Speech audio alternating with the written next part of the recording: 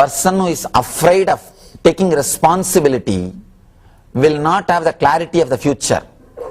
See, whenever you get a glimpse of the future, you are frightened, you are shaken, you just do not want to accept the reality, you suppress, then the intelligence to know the future by and by disappears from your being.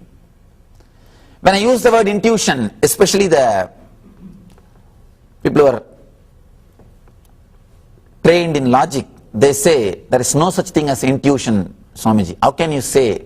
Can you give some solid proof for intuition? Let me give you a small example. In one meditation camp, one participant asked me, Swamiji, in my life, many times I had this strange experience. At some time, for example, in a party, suddenly I will feel that somebody is going to come, some particular person is going to come there in 5 minutes. In 5 minutes, really he will be there. And when a telephone rings, I suddenly remember somebody's name, some friend's name whom I have not met for 2-3 years. When I pick up the phone, he is there on the line. When a calling bell rings, I remember somebody's name. When I go and open the door, he is standing. How this experience happens? And he says, sometimes when I go to a new place, suddenly I feel I know this place completely. And I know what things are. And exactly it is there as I expected or as I felt. How this experience happens to me?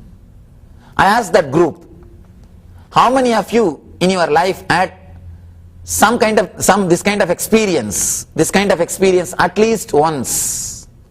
More than 80% of the people said we had.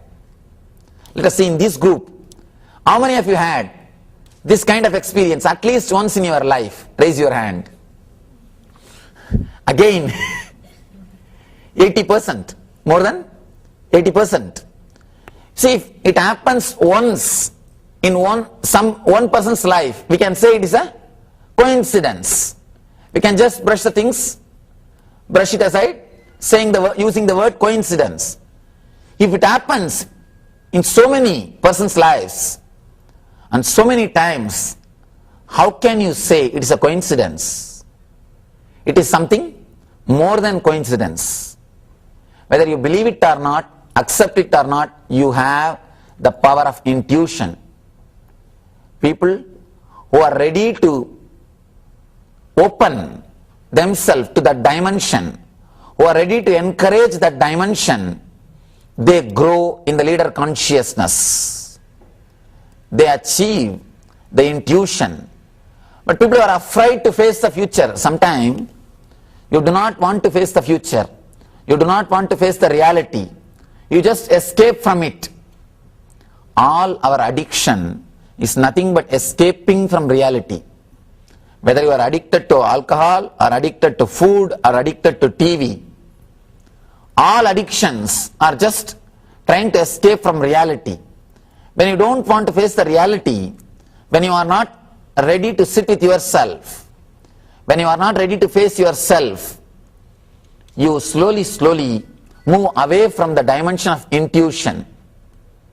Slowly you disconnect yourself from one of your important power. I can say intuition is a power. Just like 5 senses, you have the 6th sense, the 6th energy or the power to see the future. To see the future. Please be very clear, I am not proposing any theory, I am not giving you any false hopes, I am speaking from the reality and experiences of the people. I am speaking the truth, I am speaking out of not only my experience, out of the experiences of millions of people who have explored or who are ready to enter into their inner space to work on their engrams. Here, all I wanted to say, try to sit with yourself at least 20 minutes every day. You don't have to do anything particular. You don't have to do some mantra or some meditation or nothing. If you can just sit with yourself, seeing your inner chattering, the problems which is continuously going inside your being, you will bring down the number of samskaras. You will give little space for you to relax. You will create inner space. As on now, your inner space is filled with these engraved memories. That is why so much of confusion. To take one small decisions, you create 200 thoughts. To make one small decision, you create 200 thoughts. You jump from this side to that side and this side to that side. This will happen or that will happen. After that what will happen? After that what will happen? After that what will happen? You just build. By the time you decide, already the moment has passed. There is no need for your decision. The moment is over. One more thing. Postponing is also one more kind of decision. We always tend to postpone. And we don't understand. Postponing itself is a one decision. You think you are postponing. Postponing itself is a one decision. For example, doctor says you have to undergo a particular surgery. And you are just postponing. Means what? You are choosing, you are deciding not to have surgery. Postponing itself is a decision. Postponing or deciding hastily, all these things happens just because of too much of engraved memories, too much of samskaras. If you can just spend at least 20 minutes with yourself, you give appointment to the whole world. Give appointment to yourself. If you can sit, you will see continuous inner chattering happening in you. You will give space for your inner chattering.